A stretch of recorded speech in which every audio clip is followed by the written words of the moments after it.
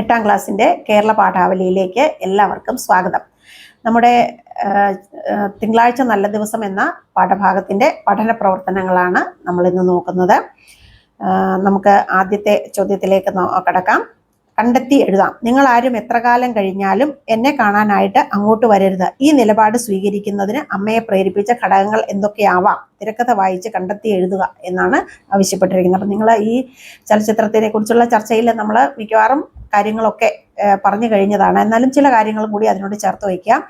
അപ്പോൾ ഈ എത്ര കാലം കഴിഞ്ഞാലും നിങ്ങൾ ആരും തൻ്റെ അടുത്തേക്ക് വരരുത് എന്ന് അമ്മ പറയുന്നതിന് നിരവധി കാരണങ്ങളുണ്ട്. കാരണം അവർ ജീവിച്ച ഭർത്താവുമായിട്ട് ജീവിച്ച് മക്കളെയൊക്കെ പോറ്റി വളർത്തിയ ഒരു വീടും സ്ഥലവും ഉപേക്ഷിച്ചാണ് അവരെ ശരണാലയത്തിലേക്ക് പോകാൻ തുടങ്ങുന്നത്, അല്ലേ? അത് അവിടെ ഒരു വലിയ തിരിച്ചറിവ് അവർക്കുണ്ടാവുകയാണ്. തൻ്റെ മക്കൾ തനിക്ക് അന്യരാവുകയാണ് എന്നുള്ളൊരു ചിന്ത അവരുടെ മനസ്സിലേക്ക് വരുന്നുണ്ട്, അല്ലേ? ആ മക്കളുടെ സ്വാർത്ഥ താല്പര്യം തന്നെയാണ് ഈ സ്ഥലവും വീടും വിറ്റ് പുതിയിടത്തേക്ക് ചേക്കേറണമെന്നുള്ള അവരുടെ സ്വാർത്ഥത തന്നെയാണ് അമ്മയെ ഇപ്പോൾ അവിടെ നിന്ന് അകറ്റി നിർത്താൻ അവർ മുൻകൈ എടുക്കാൻ കാരണം. അപ്പോൾ ആ സ്വാർത്ഥത അവർ തിരിച്ചറിയുന്നുണ്ട്. അതുപോലെ തന്നെ അവരുടെ ആ സ്നേഹശൂന്യത, അല്ലേ? അമ്മയോട് കുറച്ചെങ്കിലും അവർക്ക് സ്നേഹം ബാക്കിയുണ്ടെങ്കിൽ ഇത്തരത്തിലുള്ള അമ്മയെ വേദനിപ്പിക്കുന്ന ഒരു തീരുമാനമെടുക്കാൻ അവരൊരിക്കലും തയ്യാറാവുകയില്ല. അതുപോലെ മറ്റൊന്നെന്ന് പറയുന്നത് അമ്മയുടെ മനസ്സ് കാണാതെ പോയത്. അമ്മ എത്രത്തോളം ആ വീടിനെ സ്നേഹിച്ചിരുന്നു, ആ ചുറ്റുപാടുകളെ ഇഷ്ടപ്പെട്ടിരുന്നു, ആ ജോലി ചെയ്യുന്ന ഒന്നും അമ്മയ്ക്കൊരു ഭാരമായിരുന്നില്ല. അമ്മ മരുമക്കളോട് അത് സൂചിപ്പിക്കുന്നുണ്ടല്ലോ, ഇതൊക്കെ എന്താണ് തനിക്ക് അലച്ചിലൊന്നുമില്ല. ആ വീടിൻ്റെ ഭരണം എന്ന് പറയുന്നത് വളരെ സന്തോഷപൂർവ്വം അവർ ചെയ്തുകൊണ്ടിരുന്ന ഒരു കാര്യം തന്നെയാണ്. അപ്പോൾ ആ മനസ്സ് കാണാതെ ഇങ്ങനെ ഒരു തീരുമാനമെടുത്തത് അമ്മയെ ഏറെ വേദനിപ്പിച്ചിട്ടുണ്ട്. അതുപോലെ തന്നെ മറ്റൊന്ന്, അമ്മ അറിയാതെ അവരെടുത്ത ഒരു തീരുമാനമാണ്, അല്ലേ? ആ രണ്ട് മക്കളും കൂടെ ചർച്ച ചെയ്തു അമ്മ അറിയുന്നതിന് മുമ്പേ. മൂത്ത മകനോട് അമ്മ ചോദിക്കുന്നുണ്ട്, നീയും കൂടെ അറിഞ്ഞിട്ടാണോ ഇത് എന്ന് ചോദ്യം വരുന്നുണ്ട്. അപ്പം അത്രത്തോളം അമ്മയെ വേദനിപ്പിക്കുന്നതാണ് മക്കൾ താൻ അറിയാതെ തൻ്റെയും കൂടെ ജീവിതത്തിനെ ബാധിക്കുന്ന, അല്ലെങ്കിൽ തൻ്റെയും കൂടെ പങ്കാളിത്തം ആവശ്യമുള്ള ഒരു കാര്യത്തിൽ വലിയൊരു തീരുമാനം സുപ്രധാനമായ ഒരു തീരുമാനം അവർ തനിയെ എടുത്തു, അമ്മയെ മാറ്റി നിർത്തിക്കൊണ്ട് എന്നുള്ളത് വലിയ ഒരു വേദന, അമ്മയുടെ മനസ്സിൽ വലിയൊരു മുറിവുണ്ടാകുന്ന ഒരു കാര്യം തന്നെയാണ്. അപ്പം ഇതൊക്കെ കൊണ്ടാണ് ഇനി നിങ്ങളാരും എൻ്റെ അടുത്തേക്ക് വരികയേ വേണ്ട, എന്നെ കാണാനായി വരികയേ വേണ്ട എന്ന ഉറച്ച തീരുമാനവും ഉറച്ച പ്രഖ്യാപനവും ആ അമ്മ നടത്താനായിട്ടുള്ള കാരണം. അടുത്ത ചോദ്യം ഉപന്യാസമാണ്. വീടും പറമ്പും ഗോപന്റെ ഷെയറ. അമ്മ അങ്ങനെ ആരുടെയും പ്രത്യേക ഷെയറിലല്ലല്ലോ. സമകാലിക കേരളത്തിൽ കുടുംബഘടനകളിലും ജീവിത രീതികളിലും വന്നുചേർന്നിട്ടുള്ള മാറ്റങ്ങളുടെ പ്രതിഫലനമാണ് തിരക്കഥയിൽ ദൃശ്യമാകുന്നത്. പ്രതികരണങ്ങൾ സംഘമായി ചർച്ച ചെയ്ത് അവതരിപ്പിക്കുക, അവതരണത്തിലെ ആശയങ്ങൾ ക്രോഡീകരിച്ച് ഉപന്യാസം തയ്യാറാക്കാനാണ് ആവശ്യപ്പെട്ടിരിക്കുന്നത്. അപ്പം നമ്മൾ നേരത്തെ പറഞ്ഞത് തന്നെയാണ്, പല പോയിന്റ്സും നേരത്തെ പറഞ്ഞതിൽ ഉൾപ്പെടുന്നുണ്ട്. വീടും പറമ്പും ഗോപന്റെ ഷെയറ. അമ്മ അങ്ങനെ പ്രത്യേകം ആരുടെയും ഷെയറിലല്ലല്ലോ. അപ്പം അമ്മ ഒരു സ്ഥാവര ഒരു ജംഗമ വസ്തുക്കളുടെ കൂട്ടത്തിൽ ഉൾപ്പെടുന്ന ഒന്നാണോ എന്നൊരു വലിയ ചോദ്യം സമൂഹത്തിന് നേർക്ക് തന്നെ എറിഞ്ഞുകൊണ്ടാണ് ഇത്തരത്തിലൊരു ഈ കഥാപാത്രം ഇങ്ങനെ ചോദിക്കുന്നത്, അല്ലേ? അമ്മയുടെ വീടും പറമ്പും ഗോപന്റെ ഷെയറാണ്. അത് വിൽക്കാനുള്ള അവകാശം അവനുണ്ട്. അനുജന്റെ ഷെയറിലുള്ള സാധനം, വസ്തുക്കൾ അവന് വിൽക്കാം. പക്ഷെ അമ്മ ആരുടെയും ഷെയർ അല്ല. അമ്മയെ ആർക്കും ആവശ്യം ഉണ്ട്, അല്ലെങ്കിൽ അമ്മയെ ആരും ഏറ്റെടുക്കുന്നില്ല. ഇതെനിക്ക് വേണമെന്ന് പറയുന്ന ആരും മുന്നോട്ട് വരുന്നില്ല എന്നുള്ളത് ഒരു സത്യം, അല്ലേ? പലപ്പോഴും പലതും നമ്മൾ കണ്ടിട്ടുള്ളതാണ്, അല്ലേ? വസ്തുക്കളൊക്കെ ഭാഗം ചെയ്യുമ്പോൾ ഇന്ന ഭാഗം എനിക്ക് വേണം, ആ സ്ഥലം എനിക്ക് വേണം, ഈ സ്ഥലം എനിക്ക് വേണം എന്നൊക്കെ മക്കൾ അങ്ങോട്ടും ഇങ്ങോട്ടും തർക്കിക്കുകയും ആവശ്യപ്പെടുകയും ഒക്കെ ചെയ്യുന്ന കാഴ്ച നമ്മൾ കാണുന്നുണ്ടല്ലോ നമ്മുടെ ചുറ്റുപാടും. എന്നാൽ ഇവിടെ അമ്മയെ എനിക്ക് വേണം, അമ്മയെ ഞാൻ സംരക്ഷിക്കും എന്ന് പറഞ്ഞാരും മുന്നോട്ട് വരുന്നില്ല എന്നുള്ള ഒരു വലിയ സത്യവും കൂടി ഇവിടെ കാണാതെ പോകരുത്. അപ്പം പറയുകയാണ്, അമ്മ ആരുടെയും ഷെയറിലല്ലല്ലോ എന്നുള്ളത്. ഇത് നമ്മുടെ ജീവിതത്തിൻ്റെ, നമ്മുടെ ഈ ചുറ്റുപാട്, പ്രത്യേകിച്ചും ഈ കാലഘട്ടത്തിൽ നമ്മുടെ സമകാലിക കേരളത്തിൽ വലിയൊരു മാറ്റമാണ്. കുടുംബം എന്ന് പറയുന്ന ആ ഒരു ചിത്രത്തിൽ തന്നെ വലിയൊരു മാറ്റം സംഭവിച്ചിരിക്കുകയാണ്. അതിൻ്റെയൊക്കെ ഒരു പ്രതിഫലനമാണ് നമുക്ക് തിരക്കഥയിൽ നിന്ന് കാണാൻ കഴിയുന്നത്. അപ്പോൾ എന്താണ് അതിൻ്റെ ഒരു പ്രധാനപ്പെട്ട കാര്യം എന്ന് പറഞ്ഞാൽ, നമ്മുടെ ജീവിതത്തിൻ്റെ അല്ലെങ്കിൽ കുടുംബത്തിൻ്റെ ഒരു ചിത്രം തന്നെ നേരത്തെ മാറിപ്പോയി എന്ന് പറയുന്ന ആ സൂചന നമ്മൾ പ്രത്യേകം ശ്രദ്ധിക്കേണ്ട ഒരു കാര്യം തന്നെയാണ്, അല്ലേ? അണുകുടുംബങ്ങൾ ധാരാളമായിട്ട് നമ്മുടെ ഇടയിലേക്ക് വന്നു. അച്ഛൻ, അമ്മ, മക്കൾ എന്നുള്ള ഒരു അണുകുടുംബത്തിൻ്റെ ഒരു അവസ്ഥ നമ്മുടെ നാട്ടിലുണ്ടായി. അതുപോലെ ഇപ്പോൾ നമ്മൾ കാണുന്ന ഒന്നാണ് വിവാഹം, കുടുംബജീവിതം എന്നിവയോടുള്ള ഒരു വിമുഖത നമ്മുടെ ചെറുപ്പക്കാർക്കിടയിൽ പ്രത്യേകിച്ച് സ്ത്രീകൾക്കിടയിൽ എന്ന് വേണമെങ്കിൽ പറയാം കൂടുതലായിട്ടും. അത് ഒരു വലിയൊരു സാമൂഹ്യ പ്രശ്നം തന്നെയാണത് ഉയർത്തുന്നത് എന്നുള്ളത് നമ്മൾ മനസ്സിലാക്കേണ്ടതാണ്. മറ്റൊന്ന് ലിവിങ് ടുഗദർ, ഹാബിറ്റേഷൻ പ്രവണതകൾ, ഹാബിറ്റേഷൻ, ഒരുമിച്ച് ജീവിക്കുന്നു അല്ലെ, വിവാഹിതരായിട്ടൊന്നുമല്ല, നിയമപരമായ വിവാഹിതരൊന്നുമല്ല, ലിവിങ് ടുഗദർ എന്നൊക്കെ പറയുന്നത് പോലെയുള്ള തന്നെയുള്ള ഒരു സഹവർത്തിത്വത്തിൽ അങ്ങ് ജീവിച്ചു പോകുന്നു. അവിടെ പ്രത്യേകിച്ച് നിയമങ്ങളോ അല്ലെങ്കിൽ ഒരു ചട്ടക്കൂടോ അല്ലെങ്കിൽ എന്തിൻ്റെയെങ്കിലും അവരെ പരസ്പരം ബന്ധിക്കുന്ന എന്തെങ്കിലും നിയമമോ ഒന്നും തന്നെ ഇല്ലാതെ ഒരു സ്ത്രീയും പുരുഷനും ഒരുമിച്ച് ജീവിക്കുകയാണെങ്കിൽ അവിടെ ഉണ്ടാവുന്ന എന്തെല്ലാം തരത്തിലുള്ള പ്രശ്നങ്ങളാണ്, അനിശ്ചിതത്വങ്ങളാണ് അല്ലെ, എന്താണ് ഒന്നിനും ഒരു കൃത്യമായ ഒരു തീരുമാനമില്ലാത്തൊരവസ്ഥ. അതുപോലെ ഇത് ഈ പാരമ്പര്യങ്ങളുടെ ഒരു നിഷേധമാണ് എന്ന് നമുക്ക് വേണമെങ്കിൽ പറയാം. ഇത്തരം ജീവിതങ്ങൾ അല്ലെ നമ്മളെ പരമ്പരാഗതമായി നമ്മുടെ സംസ്കാരത്തിൽ നിലനിന്നിരുന്നതിൽ നിന്നും വിഭിന്നമായ ഒരു ജീവിതമാണ്. അപ്പം അതുപോലെ തന്നെ നമ്മൾ മനസ്സിലാക്കേണ്ട ഒന്നാണ്, ഇന്ന് ആളുകൾ പ്രത്യേകിച്ചും യുവതലമുറ വർദ്ധിച്ച ലഹരിയിലേക്കും രാസലഹരിയിലേക്കും അല്ലെ, മദ്യപാനത്തിലേക്കും ഒക്കെ നമ്മുടെ കേരളത്തിലെ നമ്മൾ ഇതൊന്നും കാണാത്ത കാഴ്ചകളല്ല, ഇതിലേക്കൊക്കെ പോകുന്ന ഒരവസ്ഥയുണ്ട്. അപ്പോൾ ഇതൊക്കെ നിലനിൽക്കുമ്പോഴാണ് അമ്മ എന്ന് പറയുന്ന അല്ലെങ്കിൽ മാതാപിതാക്കള് വാർദ്ധക്യമാകുമ്പോൾ ഇവരാരുടെയും ഷെയറിൽ പെടാതെ പോകുന്നു. അതുകൊണ്ട് ഇവരെ ആരും സംരക്ഷിക്കാൻ ഇല്ലാതെ പോകുന്ന ഒരവസ്ഥ. ഇത് വളരെ ദുഃഖകരമായ, വേദനിപ്പിക്കുന്ന ഒരവസ്ഥയാണ്. അപ്പം ഇതൊക്കെ ചേർത്തിട്ടുണ്ട്, ഈ ആവശ്യങ്ങളൊക്കെ ഉൾക്കൊള്ളിച്ചിട്ടായിരിക്കണം നിങ്ങൾ ഉപന്യാസം തയ്യാറാക്കുന്നത്. മറ്റൊന്ന് ചലച്ചിത്ര ആസ്വാദന സദസ്സ് എന്നാണ് പറഞ്ഞിരിക്കുന്നത്. പി പത്മരാജൻ സംവിധാനം ചെയ്ത തിങ്കളാഴ്ച നല്ല ദിവസം എന്ന സിനിമ ക്ലാസ്സിൽ പ്രദർശിപ്പിക്കുക. സിനിമയെക്കുറിച്ചൊരു ആസ്വാദന സദസ്സ് സംഘടിപ്പിക്കാനാണ് പറഞ്ഞിരിക്കുന്നത്. അപ്പം അതിൻ്റെ വിവിധ ഘട്ടങ്ങളെക്കുറിച്ച് പറയാം. ഒരു സിനിമ നമ്മുടെ ചലച്ചിത്രം പ്രദർശിപ്പിക്കുന്നതിന് വേണ്ടി തയ്യാറെടുക്കുമ്പോൾ ആദ്യം തന്നെ കുട്ടികൾക്ക് ഓരോരുത്തർക്കും ചുമതലകൾ വിഭജിച്ച് നൽകണം. പിന്നെ അത് പ്രദർശിപ്പിക്കാനുള്ള തിയേറ്റർ സജ്ജീകരിക്കുക, അതിൻ്റെ പ്രദർശനം നടത്തുക, ചർച്ചാ സദസ്സിൻ്റെ അപ്പോൾ ആ സിനിമയെക്കുറിച്ച് ചർച്ച ചെയ്യുന്ന ഒരു സദസ്സ് ഉണ്ടായിരിക്കണം, അതിനൊരു സംഘാടനം ഉണ്ടാവണം, അതിനൊരു മോഡറേറ്റർ, അതിനെ കൃത്യമായ ദിശാബോധത്തോടു കൂടി മുന്നോട്ട് നയിക്കുന്ന ഒരു മോഡറേറ്റർ ഉണ്ടാവണം, അതിൽ കുട്ടികൾ പങ്കാളികളാവണം. പിന്നെ അതിനെ ഒന്ന് ക്രോഡീകരിക്കാനായിട്ട് അതിൻ്റെ ആ മെയിൻ പോയിന്റ്സ് എല്ലാം കൂടെ ചേർത്തൊന്ന് ക്രോഡീകരിച്ച് ഒന്നിച്ച് ആക്കുന്നതിന് ഒരു ഉപസംഹാരവും ആ ക്രോഡീകരണത്തോടു കൂടി ഒരു ഉപസംഹാരം അതിൻ്റെ ഒരു ഉണ്ടാക്കാനായിട്ട് മോഡറേറ്ററിന് സാധിക്കണം. ഇനി സദസ്സിൽ ചർച്ച ചെയ്യേണ്ട ചില കാര്യങ്ങളെക്കുറിച്ചുള്ള സൂചനകളും കൂടെ പറയാം. ഒറ്റ വരിയിലെ ആശയം എങ്ങനെ 5-10 മിനിറ്റ് കൊണ്ട് വായിക്കാവുന്ന ഒരു കഥയായി മാറുന്നു. ഒരു 1 ലൈൻ ആയിട്ടാണ് ഈ സിനിമകളൊക്കെയും ആരംഭിക്കുന്നത്, അല്ലെങ്കിൽ അതിൻ്റെ ചർച്ചകളൊക്കെ ആരംഭിക്കുന്നത്. അപ്പോൾ അതെങ്ങനെയാണ് ഒരു കഥയായിട്ട് മാറുന്നത്, പിന്നെ എങ്ങനെയാണ് അതൊരു സിനിമയായിട്ട് മാറുന്നത് അല്ലേ? കഥയപ്രകാരം 2.5 മണിക്കൂർ ദൈർഘ്യമുള്ള സിനിമയാകുന്നു. ഇതൊക്കെ ചർച്ച ചെയ്യേണ്ട വിഷയങ്ങളാണ്. തിരക്കഥയെ വിശദമായ ഷൂട്ടിംഗ് സ്ക്രിപ്റ്റ് ആക്കി അതിനെ ഷൂട്ട് ചെയ്യുന്നത് എങ്ങനെയാണ്, പിന്നെ അതിൻ്റെ സാങ്കേതികത്വങ്ങൾ എന്തൊക്കെയാണ്, എഡിറ്റിങ്, പിന്നെ സിനിമയിലെ പ്രമേയം, അഭിനയം, കഥാപാത്രങ്ങൾ എത്രത്തോളം അതിൽ ഓരോരുത്തരും എത്രത്തോളം അതിൽ അഭിനേതാക്കൾ എത്രത്തോളം ആ കഥാപാത്രത്തിലേക്ക് ഇറങ്ങി ചെന്നിരിക്കുന്നു എന്നൊക്കെ ഉള്ളത് ചർച്ചാ വിഷയമാക്കേണ്ടതാണ്. പിന്നെ അതിൻ്റെ സംവിധാനം, ഫോട്ടോഗ്രാഫി, ഇങ്ങനെ നിരവധി പോയിന്റുകൾ വെച്ചുകൊണ്ടാണ് ഇതിൻ്റെ ചർച്ച ഉണ്ടാവേണ്ടത്. ഒപ്പം തന്നെ അതിൻ്റെ ആസ്വാദന തലത്തിൽ എന്തൊക്കെ ആയിരിക്കണം നമ്മൾ ശ്രദ്ധിക്കേണ്ടതെന്നും കൂടെ സൂചിപ്പിക്കാം. ഷോട്ടുകളുടെ പ്രത്യേകത, ക്യാമറ ആംഗിളുകളുടെ സവിശേഷത, കഥാപാത്രങ്ങളുടെ ഭാവാദികൾ, പശ്ചാത്തല വിവരണം, ശബ്ദങ്ങൾ, സംഗീതം, സിനിമ ശരീരവുമായുള്ള ഇഴയെടുപ്പവും, അഭിനയ മികവ്, സൂക്ഷ്മമായ ചലനങ്ങൾ, കഥയുടെ ക്രമീകമായ അതായത് വളരെ ഗ്രാജുവലായിട്ടുള്ള അല്ലെങ്കിൽ വളരെ വളരെ ചിട്ടയോടുകൂടിയുള്ള വികാസ പരിണാമങ്ങൾ, ഇതൊക്കെ ആണ് ഈ ആസ്വാദനത്തിൽ ഉണ്ടായിരിക്കേണ്ടത് എന്നാണ് സൂചിപ്പിക്കുന്നത്. മറ്റൊന്ന് സംവാദത്തെക്കുറിച്ചാണ് അടുത്തത് പറയുന്നത്. പ്രായമായ അച്ഛനമ്മമാരെ വൃദ്ധസദനത്തിലേക്ക് അയക്കുന്നത് ശരിയാണോ? അതൊരു വല്ലാത്തൊരു ചോദ്യമാണ് അല്ലേ? നമ്മുടെ സമൂഹത്തിൽ എല്ലാ കാലത്തും എവിടെയും ഉയർന്നു വരുന്ന ഒരു ചോദ്യമാണ്. ഇത് ശരിയാണോ, ഇങ്ങനെ അച്ഛനമ്മമാരെയൊക്കെ ഇങ്ങനെ ഉപേക്ഷിക്കുന്നത്, വൃദ്ധസദനത്തിലേക്ക് അയക്കുന്നു, ഉപേക്ഷിക്കുകയല്ല, വൃദ്ധസദനത്തിലേക്ക് അയക്കുന്നത് ശരിയാണോ? നമ്മുടെ നാട്ടിൽ വൃദ്ധസദനങ്ങൾ പെരുകുന്നത് എന്തുകൊണ്ട്? അതൊരു വല്ലാത്ത ചോദ്യം തന്നെയാണ് അല്ലേ? കുടുംബ ബന്ധങ്ങളും വൃദ്ധസദനങ്ങളും എന്ന വിഷയത്തിൽ സംവാദം സംഘടിപ്പിക്കുക. അതിന് സംവാദം സംഘടിപ്പിക്കാനാണ് പറഞ്ഞിരിക്കുന്നത്. അപ്പോൾ 2 തരത്തിലുള്ള ആളുകൾ അതായത് അനുകൂലിക്കുന്നവരും പ്രതികൂലിക്കുന്നവരും ഉണ്ടാവേണ്ടതുണ്ട് അല്ലേ. യുവജനങ്ങൾ തൊഴിൽ തേടി, അതിനെ അനുകൂലിക്കുന്നവർക്ക് പറയാൻ കഴിയുന്ന കാര്യങ്ങളിൽ ചില പോയിന്റ്സ് ഇവിടെ തരുന്നുണ്ട്. യുവജനങ്ങൾ തൊഴിൽ തേടി വിദേശത്തേക്ക് പോകുമ്പോൾ മാതാപിതാക്കളെ സുരക്ഷിതരായി പാർപ്പിക്കുന്ന ഇടങ്ങളാണ് വൃദ്ധസദനങ്ങൾ. അങ്ങനെ ഒരു കാര്യമുണ്ട് അല്ലേ.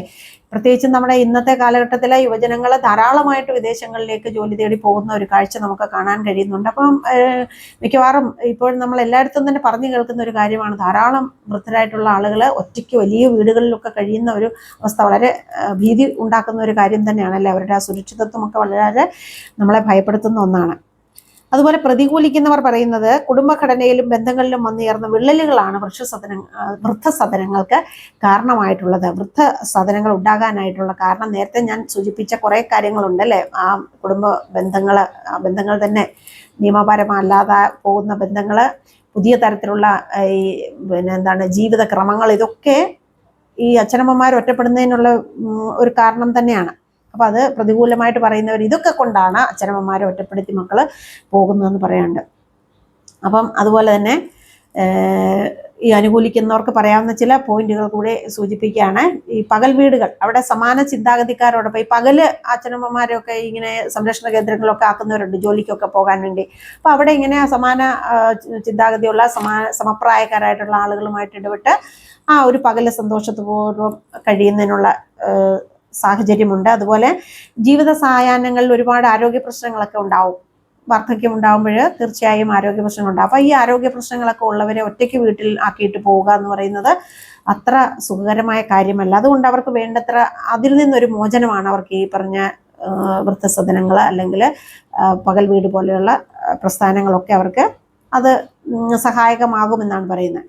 ഇനി പ്രതികൂലിക്കുന്നവർ പറയുന്ന മറ്റു ചില പോയിന്റുകളുണ്ട്. ആരോഗ്യമുള്ളപ്പോൾ അധ്വാനത്തിലൂടെ നേടിയതെല്ലാം ആസ്വദിക്കുന്ന തലമുറ പ്രായമാകുമ്പോൾ ഈ അച്ഛനമ്മമാര് നേടിയെടുത്തതിൻ്റെ ഒക്കെ ഫലമാണ് മക്കൾ അനുഭവിക്കുന്നത് അല്ലേ. എന്നിട്ട് പിന്നെ അവർക്ക് പ്രായമായി കഴിയുമ്പോൾ അവരെ ഇങ്ങനെ ഉപേക്ഷിക്കുന്ന ഒരു അവസ്ഥ. അതുപോലെ വൃദ്ധരെയും അവരുടെ താല്പര്യങ്ങളെയും ഉൾക്കൊള്ളാൻ മടിക്കുന്ന തലമുറ. നമുക്ക് ഈ തലമുറയുടെ ഒരു ഗ്യാപ്പ് എന്ന് പറയുന്നത് അല്ലേ, തലമുറകളുടെ വിടവ്, അതൊരു യാഥാർത്ഥ്യം തന്നെയാണ്. പഴയ തലമുറ ചിന്തിക്കുന്ന രീതിയിലല്ല പുതിയ തലമുറ ചിന്തിക്കുന്നത്. അപ്പോൾ അതിലൊക്കെ ഉണ്ടാകുന്ന ഒരു പല പ്രശ്നങ്ങൾ ഇതൊക്കെയാണ് എന്നാണ് പ്രതികൂലിക്കുന്നവർ പറയുന്നത്. ഇതൊക്കെ കൊണ്ടാണ് അച്ഛനും അമ്മയും കളയുന്നത് അല്ലെങ്കിൽ കൊണ്ട് വൃദ്ധസദനത്തിലാക്കുന്നത്. അതുപോലെ തങ്ങളുടെ സ്വതന്ത്ര ജീവിതത്തിന്, നമ്മളെ പഴയ ആളുകൾ ജീവിക്കുന്ന പോലെയല്ല, പഴയ തലമുറ ജീവിക്കുന്ന പോലെയല്ല പുതുതലമുറ ജീവിക്കുന്നത്. അവരുടെ ജീവിത രീതിക്ക് തന്നെ വ്യത്യാസമുണ്ട്. അപ്പം അവരുടെ സ്വാതന്ത്ര്യത്തിൽ ഈ പഴയ തലമുറ അല്ലെങ്കിൽ മാതാപിതാക്കൾ കൈകടത്തുന്നു എന്ന് വരുമ്പോഴാണ് ഇവരെ അകറ്റി നിർത്തണമെന്നൊരു തോന്നലുണ്ടാകുന്നത് എന്നൊക്കെയാണ് ഈ വൃദ്ധസദനങ്ങൾക്ക് പ്രതികൂലമായി സംസാരിക്കുന്നവർ പറയുന്ന പോയിന്റുകൾ. എന്തായിരുന്നാലും ഇതിനെയൊക്കെ ഉൾക്കൊണ്ടുകൊണ്ട് എന്തൊക്കെയാണ് ഇതിനെ അനുകൂലിച്ചും പ്രതികൂലിച്ചും പറയുന്നവരുടെ വാദഗതി എന്നത് മനസ്സിലാക്കിക്കൊണ്ട് വേണം ഇതിനെ ഒന്ന് ഈ സംവാദത്തെ ക്രോഡീകരിക്കാൻ, അല്ലെങ്കിൽ അതിനൊരു ക്രോഡീകരണം ഉണ്ടാകുന്നൊരു ഉപസംഹാരവും ഉണ്ടാകാൻ എന്ന കാര്യവും ശ്രദ്ധിക്കുക. മറ്റൊന്ന് ഈ കഥാപാത്രത്തിൻ്റെ നിരൂപണമാണ്. തിരക്കഥയിലെ കരുത്തുറ്റ കഥാപാത്രമാണ് അമ്മ. കഥാപാത്രത്തിൻ്റെ വ്യക്തിത്വം, സ്വഭാവം, മനോനില, നിലപാട്, കഥയിലെ സ്ഥാനം, മറ്റു കഥാപാത്രങ്ങളോടുള്ള ഇടപെടൽ എന്നിവ കൊണ്ട് കഥാപാത്രം നിരൂപണം ചെയ്യുക എന്ന് പറഞ്ഞിരിക്കുന്ന. അപ്പോൾ ഇതിനകത്ത് ഈ ചലച്ചിത്രത്തിലെ ഏറ്റവും പ്രധാനപ്പെട്ട കഥാപാത്രവും ഏറ്റവും സുപ്രധാനമായ ശ്രദ്ധയാകർഷിക്കുന്നതും അമ്മ എന്ന് പറയുന്ന കഥാപാത്രം തന്നെയാണ്. അവരുടെ ആ വ്യക്തിത്വം, സ്വഭാവം, മനോനില, നിലപാട്, കഥയിലെ സ്ഥാനം, കഥയിൽ ഏറ്റവും പ്രധാനപ്പെട്ട ഒരു സ്ഥാനമാണ് അവർക്കുള്ളത്. അവരുടെ വ്യക്തിത്വം എന്ന് പറയുന്നത് അവർ വളരെ തൻ്റെ ഇടത്തോടുകൂടി കാര്യങ്ങൾ, അവർക്ക് ജോലി ചെയ്യുന്നതിന് മടിയില്ല, മക്കളെ പോറ്റി വളർത്തിയവരാണ്. അപ്പോൾ ആ വീടും പരിസരങ്ങളും ഒക്കെ അവരുടെ ജീവിതത്തിൻ്റെ ഭാഗമാണ്. അവർ ആ വീടിൻ്റെ ഭരണ ചുമതല വഹിക്കുന്നവരാണ്. അവരത് ആ വീടിൻ്റെ കേന്ദ്ര ബിന്ദുവാണ് അല്ലേ. ഇതെല്ലാം ആയിരിക്കുന്ന ഒരു അവസ്ഥയിലുള്ള അമ്മയാണ് അവർ. അതുപോലെ തന്നെ മറ്റുള്ളവരോടൊക്കെ വളരെ സ്നേഹപൂർവ്വം വളരെ ഫലിതം കലർന്നും ഒക്കെ സംസാരിക്കാനായിട്ട് അവർക്ക് കഴിയുന്നുണ്ട്. അതുപോലെ വളരെ വേദന ഉണ്ടാക്കുന്ന വാർത്ത കേൾക്കുമ്പോഴും ഒന്ന് പകച്ചു പോകുന്നുണ്ടെങ്കിൽ അവർ ആ മനോനിയന്ത്രണം തിരിച്ചു പിടിക്കുന്നുണ്ട് എന്നുള്ളത് വളരെ ശ്രദ്ധേയമായ ഒരു കാര്യമാണ്. അവർ പൊട്ടിത്തകർന്നു പോവുകയോ പൊട്ടിക്കരയുകയോ മക്കളോട് യാചിക്കുകയോ ഒന്നും ചെയ്യുന്നില്ല അല്ലേ. താൻ വളർത്തി വലുതാക്കിയ മക്കൾ അവരുടെ ഇടം തേടി പോകുന്നു എന്നുള്ളതിനെ അംഗീകരിക്കുന്ന ഉണ്ട് ഒരു ഭാഗത്ത് അവർ അല്ലേ. വേദന ഒക്കെ ഉള്ളിലുണ്ടെങ്കിലും അവരാ ഇതിനെ ചോദ്യം ചെയ്യാനൊന്നും പുറപ്പെടുന്നില്ല, ഒരു ബഹളവും ഉണ്ടാക്കുന്നില്ല.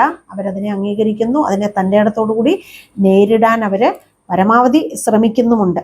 അപ്പോൾ ഇത് ഒരു പ്രധാനപ്പെട്ട കാര്യമാണ്. അവരുടെ കഥാപാത്രത്തിന് കരുത്തുറ്റ ഒരു കഥാപാത്രം തന്നെയാണ്. അതുപോലെ അവർ ജോലിക്കാരിക്ക് തൻ്റെ പശുക്കളെയൊക്കെ അമ്മിണിക്ക് വളർത്താൻ അല്ലെങ്കിൽ അവർക്ക് കൊടുക്കുവാണെന്ന് പറയുന്നുണ്ട് അല്ലേ.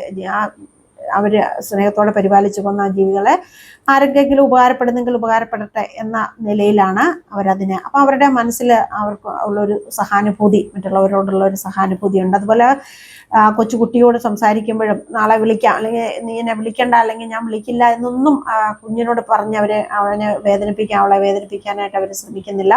ആ കൊച്ചുമക്കളോടുള്ള ആ സ്നേഹവും ആത്മാർത്ഥതയും ഒക്കെ നമുക്ക് കാണാം. നാളെ വിളിക്കാം, അവള് പലഹാരമൊക്കെ കഴിച്ചിട്ട് ഇരിക്കുമ്പം ഞാൻ വിളിക്കാം എന്നൊക്കെ പറഞ്ഞ് അവളെ സന്തോഷപൂർവ്വം യാത്രയാക്കാനുള്ള ഒരു ശ്രമം. അപ്പം ആ എല്ലാവരോടും സ്നേഹത്തോടും കരുണയോടും കൂടി ഇടപെടാൻ അവർക്ക് കഴിയുന്നുണ്ട്, ആ ഒരു വല്ലാത്ത ഒരു വിഷമാവസ്ഥയിലും എന്നുള്ളത് അവരുടെ ആ സ്വഭാവത്തിൻ്റെ ഒരു പ്രത്യേകതയും അതിലെ നന്മയും ഒക്കെയാണ് നമുക്ക് അതിലൂടെ കാണാൻ കഴിയുന്നത്.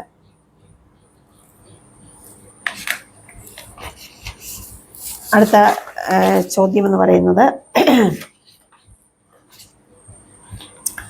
അറിയാം പ്രയോഗിക്കാം എന്നതാണ്. പശുവിൻ്റെ കാര്യമൊക്കെ അമ്മിണിയെ ഏൽപ്പിച്ചിട്ടുണ്ട്, ആടിൻ്റെ കാര്യമൊക്കെ അമ്മിണിയെ ഏൽപ്പിച്ചിട്ടുണ്ട്. ഇങ്ങനെ 2 വാചകങ്ങളാണ്. പശുവിൻ്റെയും ആടിൻ്റെയും കാര്യമൊക്കെ അമ്മിണിയെ ഏൽപ്പിച്ചിട്ടുണ്ട്. ആദ്യത്തെ 2 വാക്യങ്ങൾ ചേർത്ത് പറഞ്ഞപ്പോൾ ഉണ്ടായ മാറ്റം എന്താണ് എന്ന് ചർച്ച ചെയ്യുക എന്ന് പറയുന്നത്. അപ്പം ഇത് എന്താണ്, 2 വാക്യങ്ങൾ കൂട്ടിച്ചേർക്കുന്നു. അപ്പം 2 വാക്യങ്ങൾ ഇതുപോലെ കൂട്ടിച്ചേർക്കുമ്പോഴുണ്ടായ മാറ്റം എന്ന് പറയുന്നത് അതിന് കുറച്ചുകൂടെ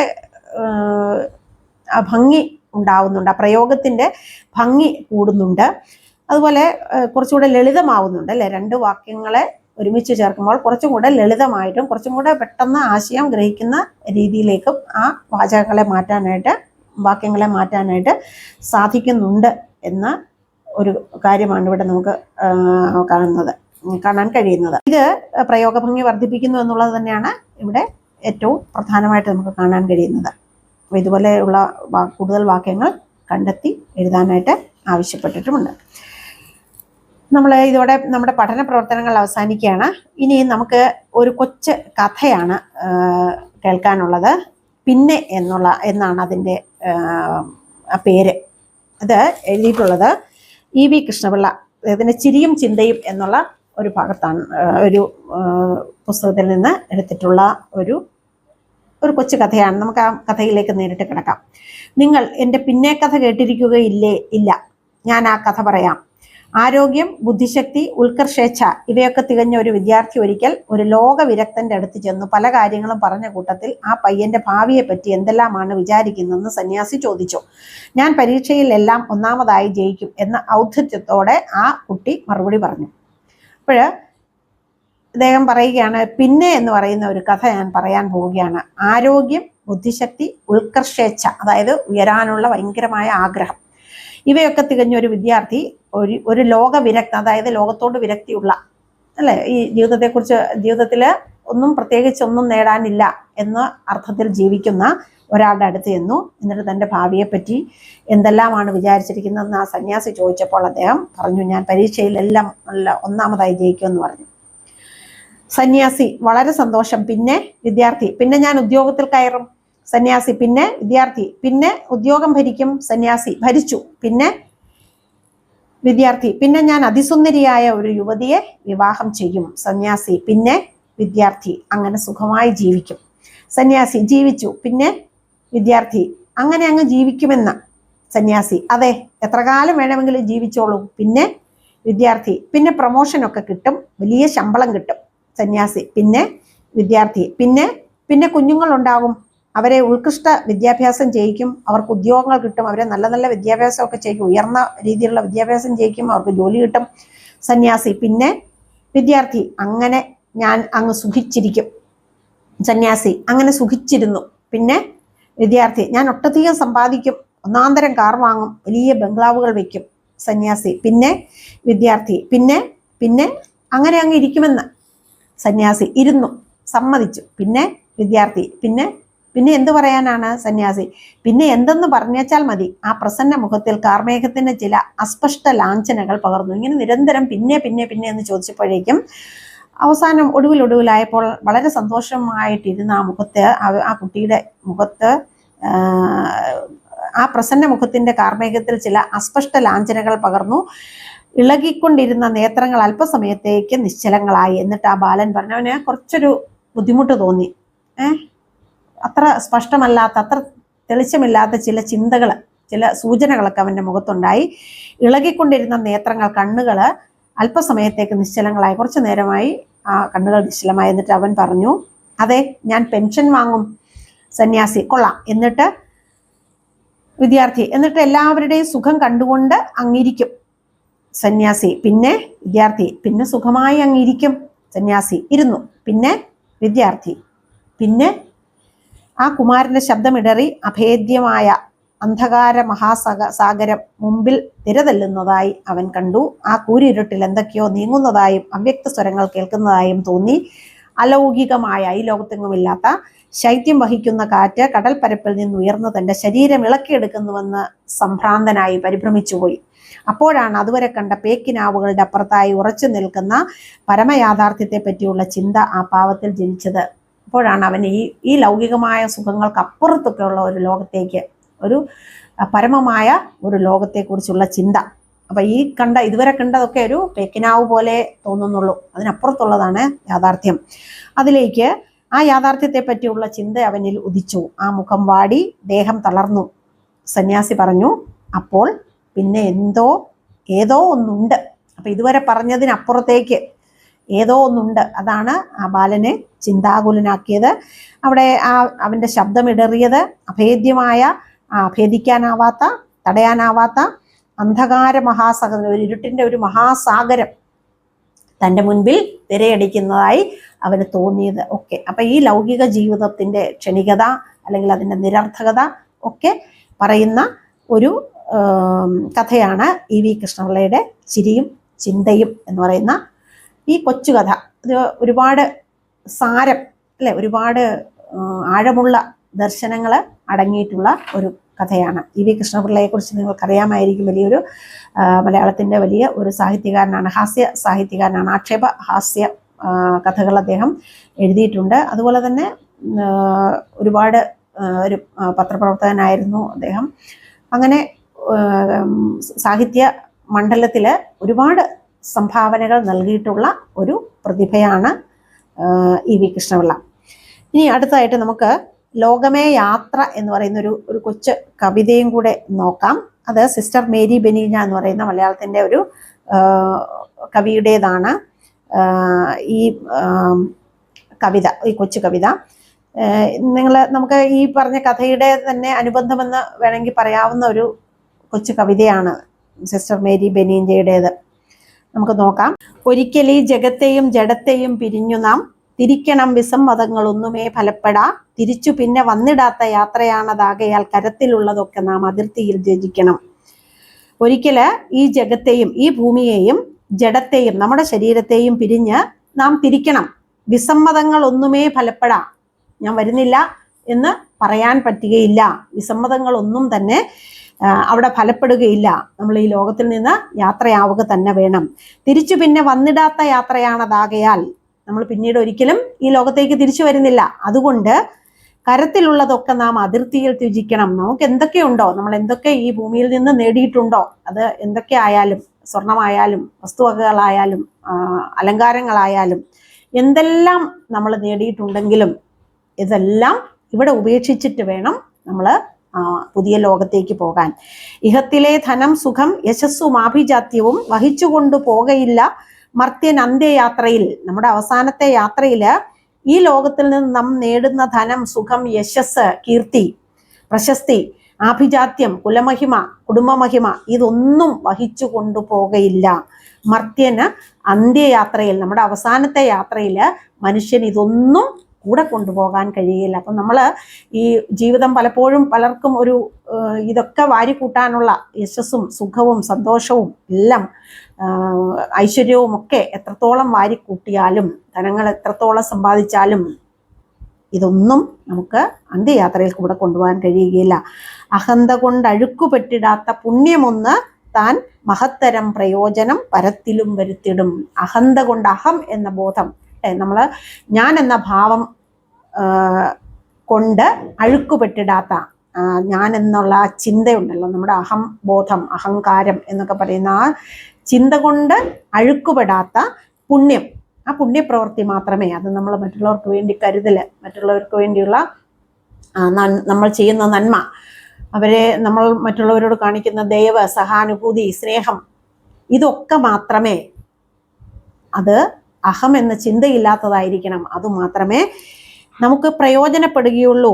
അത് താൻ മഹത്തരം, അതായിരിക്കും മഹത്തായ പ്രയോജനം. പരത്തിലും വരുത്തിലും പരലോകത്തും അതായിരിക്കും നമുക്കാകെ പ്രയോജനം നൽകുക എന്നാണ് ഈ കവയിത്രി ഇവിടെ സൂചിപ്പിക്കുന്നത്. അവരുടെ ലോകമേ യാത്ര എന്ന കവിതയുടെ ഒരു ചെറിയ ഭാഗം മാത്രമാണ്.